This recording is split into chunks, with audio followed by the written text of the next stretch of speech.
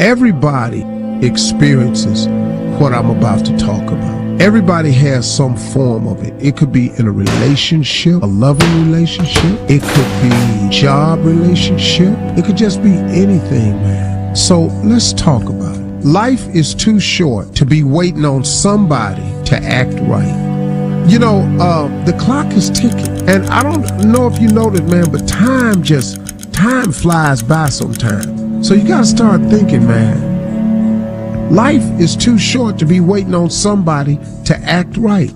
And I'm not just talking about in a relationship like you married or something like that, which is another one. But my goodness, man, I don't really have time for that. I would rather surround myself with people who add value to my life instead of subtracting from my life. If you got somebody in your life that's always taking and never giving, you're probably waiting on them to act right. If you got a person that's always getting something from you and never say thank you, life is too short to be waiting on somebody to act right. You're in a relationship with a person who constantly does you wrong, repeatedly, and you keep expecting them to change their behavior and they don't. You know, they say that the definition of insanity is doing the same thing over and expecting a different result. It's insane for us to continue to wait on somebody to act right, when first of all, you can't make nobody act right. You can't change nobody that don't want to be changed. I've done it before. I've done it in relationship. I've done it with my children.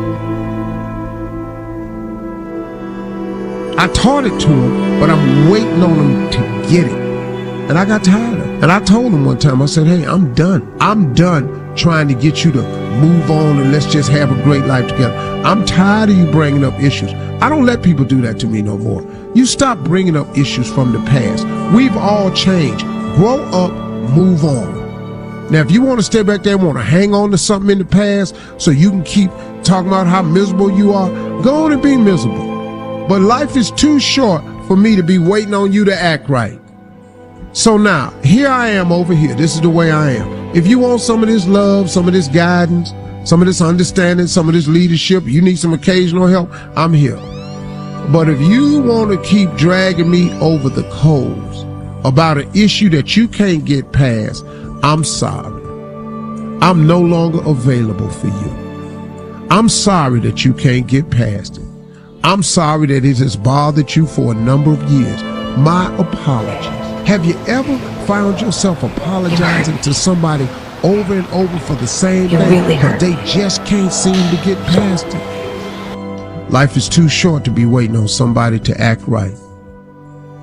And I look up, man, and I just decided, man, I ain't doing it no more. I'm just not going to do it no more. I'm sorry. If I've offended you, if I hurt you, and I'm man enough to apologize, I expect you to be man enough or woman enough to accept it. You don't have to forget it. I'm just saying I'm sorry and I'm asking for your forgiveness. But if you ain't in the forgiving mood, I'm going to take it to God. I'm going to ask God to forgive me because he will. And then I'm moving on. Me and you ain't got to talk no more. You can't get past it. I understand. But my daddy always said, you're going to either get over it or you're going to die mad. Time is short. Every one of us here has been given the same amount of time in a day. 1,440 minutes a day, 168 hours per week. I'd write down my priorities and I'd get committed to certain priorities. Now is the accepted time. The things we ought to do, the classes we ought to take, the books we ought to read, do it now. The family that needs you, spend more time now. Write that letter home now that you've been meaning to write. Time for study, do it now. People you ought to witness to, do it now. Every time the clock ticks, it seems to say now. Today. Time is too short for indecision and vacillation. Fools say that time is long. Every morning we have 86,400 seconds to spend and to invest. And each day the bank named time opens a new account for you and for me. It allows no balances and no overdrafts. If you fail to use the day's deposits, the loss is yours. The one commodity that is most valuable on this earth is time. Time to love, time to live. From the moment the human body is born, it begins dying. Happen faster, some happen slower. Some of us help them go faster, and some of them prevent it from happening sooner than later. How many seconds, how many minutes do we waste every day doing things that are nowhere near the goals and aspirations and passions that we have inside? How many times do you go through the course of a day and realize, did I do anything I set out to do today? Write down those goals each and every day. No matter if it's 2 goals a day, if you can accomplish those, then you're doing more than just making it through the day. You are living and achieving your dreams.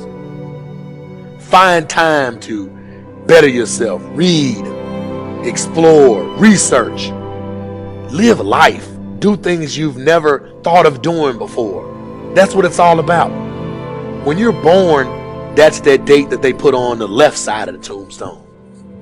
When you die, they put another date on the right side of the tombstone. But that dash in the middle is the most important thing on that tombstone.